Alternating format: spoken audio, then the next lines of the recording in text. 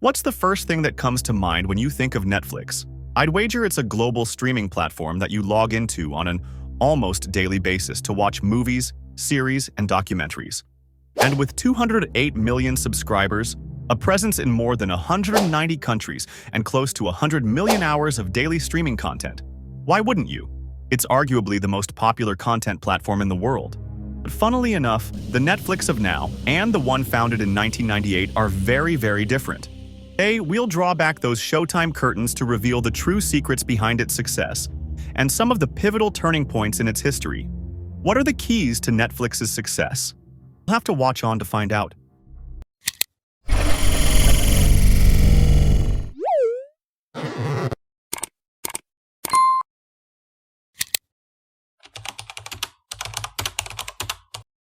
Netflix was founded on August 29, 1997, by Mark Randolph and Reed Hastings. The idea for the business began to take shape after Hastings rented Apollo 13 from Blockbuster, the video rental powerhouse at the time. After returning the rented movie a few days late, he had to pay a $40 penalty, which got him thinking, there has to be a better model out there for buying and renting movies? Back then, the internet was really still in its infancy. People had just started to buy and sell products online.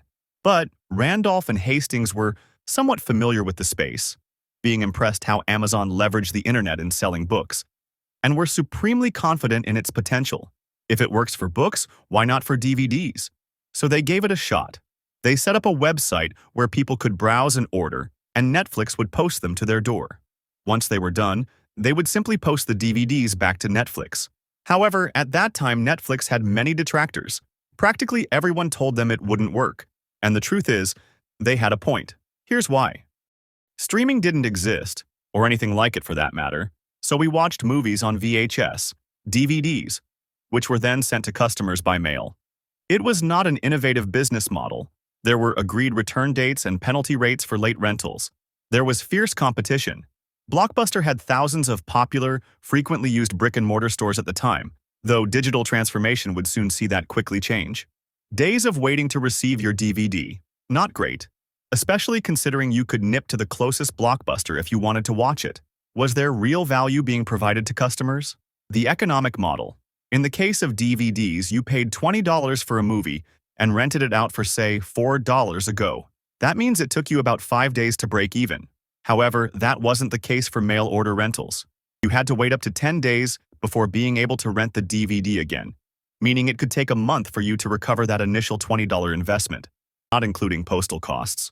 Still, Randolph and Hastings were confident it would work. While they replicated a more inefficient rental model, they had moved this experience online, something nobody had attempted before.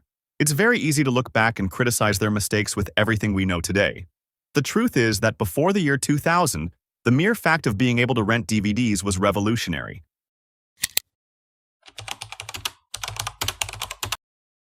Okay, so it was clear the standard rental model wasn't a long-term option. So what could work?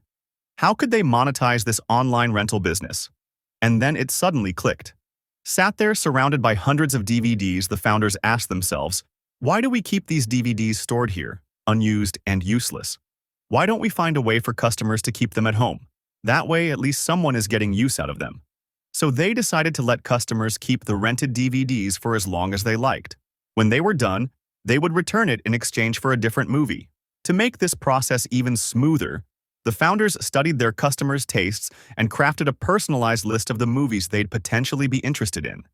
That way, when customers returned their DVD, it would be replaced almost instantly.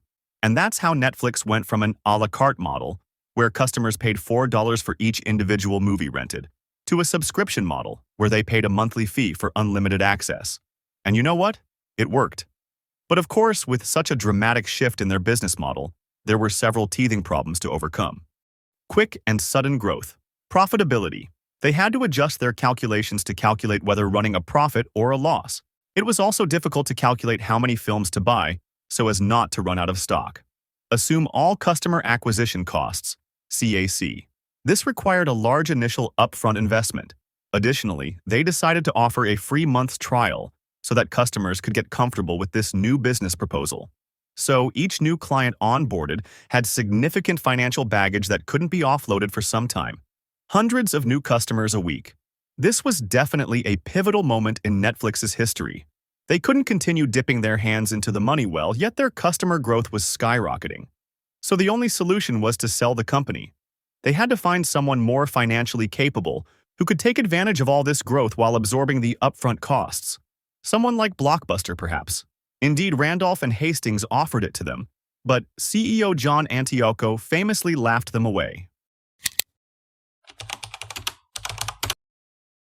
Despite the rapid change the company had been to up until this point, we are a far cry from the Netflix that we know and love today. Remember, we're still talking about renting out physical DVDs. However, DVDs are a digital medium.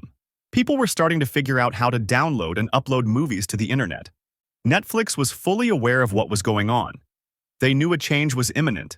This was without a doubt another pivotal moment in the company's history, for two reasons. The DVD market was facing extinction. Streaming was not yet a reality. And when we say not a reality, we mean completely unfeasible. There was no high-speed internet, and if there was, it was unreliable and hooked up to your desktop PC, not a TV. Digital theft. Hollywood was absolutely terrified of piracy. How to get Hollywood on board? Why would they risk everything for a small income from the few people who knew about streaming? However, Randolph and Hastings knew they must adapt the organization to meet the demands of this changing business landscape.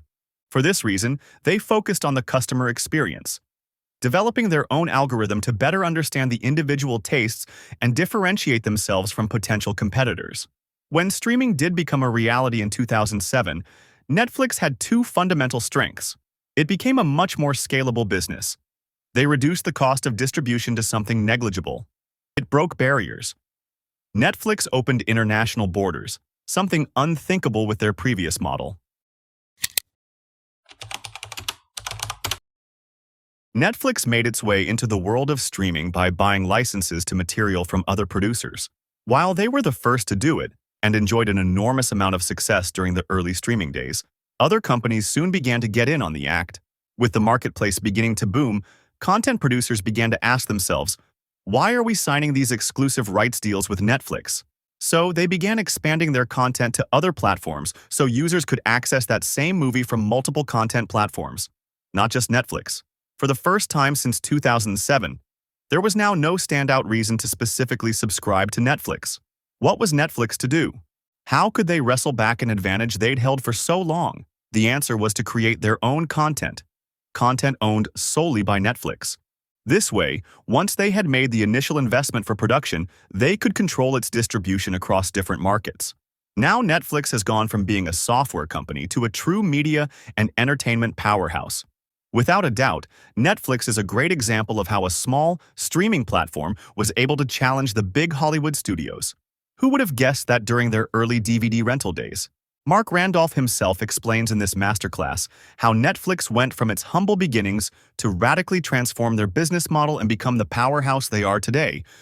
If you enjoyed this video, you can follow the link in the description and watch the video about Apple's success story. Also, if there's a company you'd like to learn more about, leave a comment, and the next video might be about it.